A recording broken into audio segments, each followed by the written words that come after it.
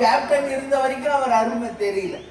எல்லாம் ஏளனம் பண்ணாங்க, யூடியூப்ல வீணா போனவங்க எதையோ போட்டாங்க. இதுங்க மறைஞ்ச பிறகு கேப்டனை மாதிரி ஒருத்தர் வருவாரா? கேப்டனை மாதிரி ஒரு நல்லவர் இருக்காரா? கேப்டனை மாதிரி மக்களுக்கு செய்தவர் யாராவது இருக்காங்களா அப்படின்னு இன்னைக்கு யூடியூப்ல ஆளாளுக்கு பேசிட்டு இருக்காங்க. ஏன் இருந்தப்ப அவர் அருமை யாருக்கும் தெரியலையா? ஏன் தெரியல? மக்களே உங்களை நான் கேட்கிறேன், ஏன் மக்களே மக்களே மக்களேன்னா உங்களுக்காக தான் போராடினார். சினிமாலையும் சரி அரசியலையும் சரி யாருக்காக தலைவர் பேசினார்? போராடினார், மக்களுக்கு தான். இந்த கட்சி ஆரம்பிக்கப்பட்டதுமே மக்களுக்காக தான். தலைவர் அவர்கள் ஒரு வாட்டி முதலமைச்சர் ஆகியிருந்தார். இப்ப நான் கேட்டேன் கார்ல, 50 கட்சி கூட்டணி அமைத்தாலும் இந்த விஜயகாந்த் ஒண்ணும் பண்ண முடியாது.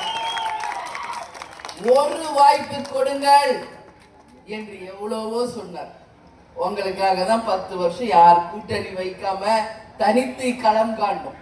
ஆனா மக்கள் வாய்ப்பு கொடுக்காதப்ப கேப்டன் என்ன பண்ண முடியும்? வாய்ப்பு கொடுத்தா தானே அவர் என்ன செய்வார்ன்றது மக்களுக்கு தெரியும். என் மக்களை தங்க தட்டில் வைத்து தாளாட்டுவேன். லஞ்சம் ஊழல் இல்லாத நேர்மை ஆட்சியை கொண்டு வருவோம். படிக்காத இளைஞர்களுக்கு வேலை வாய்ப்பு, பெண்களுக்கு பாதுகாப்பு, அது மட்டுமில்லை ஒவ்வொருத்தருக்கும் இருக்க இருப்பிடம், குடிக்க தண்ணீர், பாதுகாப்பாக சாலை வசதிகள், அனைவருக்கும் கல்வி இலவசம், மருத்துவம் இலவசம், ரேஷன் பொருள் வீடு தேடி வரும் என்று சொன்ன ஒரு உத்தம தலைவர்.